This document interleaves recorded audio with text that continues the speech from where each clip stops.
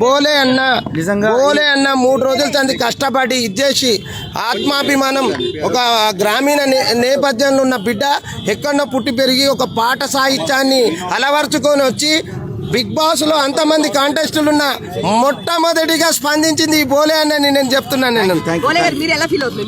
చాలా ఆనందంగా ఉందండి. ఈ విజయం ఏంటంటే ఇదంతా కూడా ఒక అడ్వకేట్ల విజయం అని అనుకుంటున్నా. నేను ముందుబడి చేసినా కానీ వీళ్ళు నాకు ఇంత సహకారం చేయడం అనేది నేను చాలా అన్న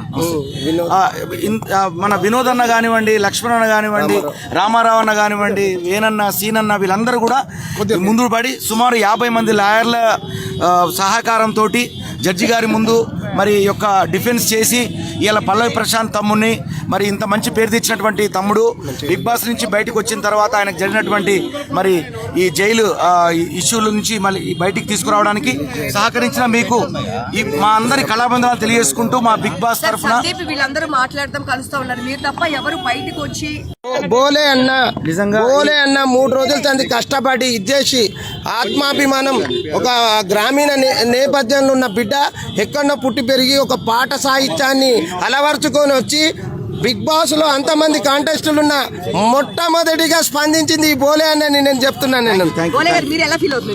చాలా ఆనందంగా ఉందండి. ఈ విజయం ఏంటంటే ఇదంతా కూడా ఒక అడ్వకేట్ల విజయం అని అనుకుంటున్నా. నేను ముందుబడి చేసినా కానీ వీళ్ళు నాకు ఇంత సహకారం చేయడం అనేది నేను చాలా అన్న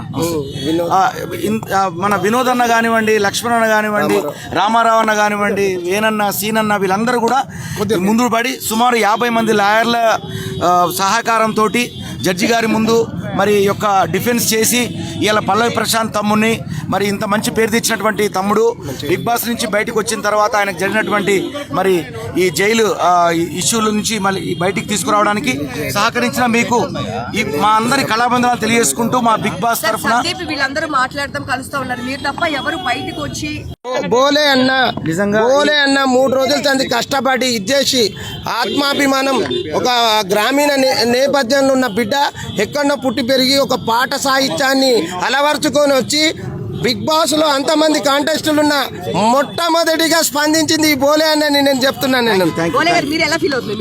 చాలా ఆనందంగా ఉందండి. ఈ విజయం ఏంటంటే ఇదంతా కూడా ఒక అడ్వకేట్ల విజయం అని అనుకుంటున్నా. నేను ముందుబడి చేసినా కానీ వీళ్ళు నాకు ఇంత సహకారం చేయడం అనేది నేను చాలా అన్న